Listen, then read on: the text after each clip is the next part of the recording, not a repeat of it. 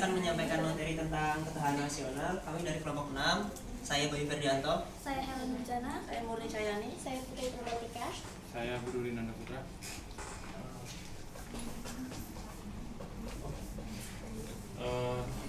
Pertama, saya akan menjelaskan apa itu materi yang akan disampaikan adalah yang pertama, pengaruh hak asasi manusia, demokrasi lingkungan terhadap ketahanan nasional, dan yang kedua adalah pengaruh aspek ketahanan nasional terhadap kehidupan bernegara. Ada aspek ideologi yang pertama, yang kedua aspek politik, dan ketiga aspek ekonomi, keempat aspek sosial budaya, dan yang terakhir adalah aspek bagi dalam beberapa aspek.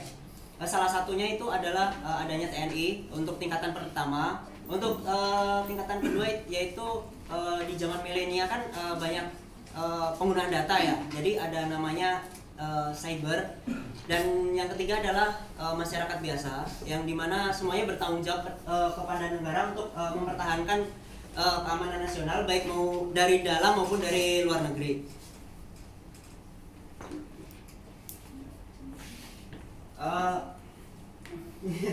Saya akan menjelaskan tentang pengaruh hak asasi manusia terhadap ketahanan nasional. Menurut Undang-Undang Nomor 1, menurut Undang-Undang Pasal 1 Angka 1 Undang-Undang Nomor 39 Tahun 1999 tentang HAM, hak asasi manusia adalah seperangkat hak terhadap manusia sebagai Tuhan yang Maha Esa. Adapun sisi positifnya adalah masyarakat Indonesia dibebaskan untuk memberikan pendapat, masyarakat dibebaskan untuk memberikan nilai pada pemerintahan, masyarakat dibebaskan untuk meliput segala macam berita terhadap jalannya pemerintahan, masyarakat dibebaskan untuk mendapatkan informasi dari manapun dan maraknya berita-berita bohong yang dianggap benar. Adapun dampak negatifnya adalah menyampaikan aspirasi brutal dan anarki, menilai kegiatan pemerintahan dengan satu sisi, dan mencari berita yang berlebihan sehingga menimbulkan konflik.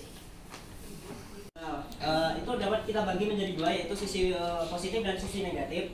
Sisi positifnya adalah dibangunnya dengan dibangunnya wilayah untuk pertahanan meningkatkan keamanan nasional. Maksudnya kita kan Indonesia kan luas ya teman-teman. Jadi di tempat lain kita bisa meningkatkan pertahanan dan keamanan dengan membangun base camp, meningkatkan swadaya masyarakat yang ada di daerah tersebut agar seimbang pertahanan negara Indonesia.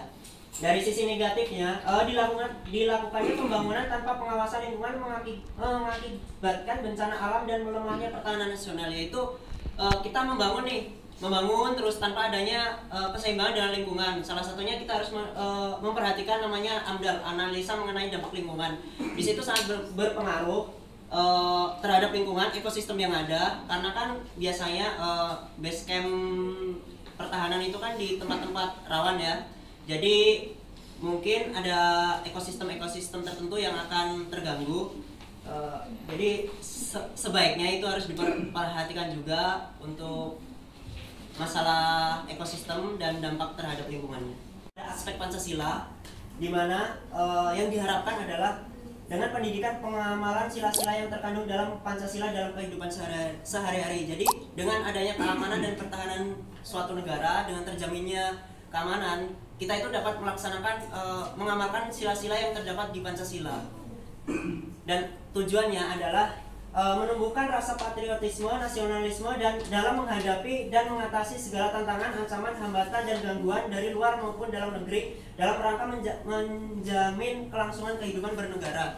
Yang dimaksud adalah kemampuan warga negara untuk melaksanakan mengamalkan sila-sila di dalam Pancasila untuk menghindari terjadinya konflik di internal atau di dalam negeri, sehingga hubungan masyarakat Indonesia itu dapat berlangsung dengan baik dan mempertahankan keamanan nasional, yaitu dengan adanya kita gotong royong, keamanan nasional kita itu semakin meningkat. Adanya perhatian dari masyarakat, memberikan masukan, memberikan solusi, sehingga pihak luar pun berpikir ulang untuk mengancam keamanan Indonesia.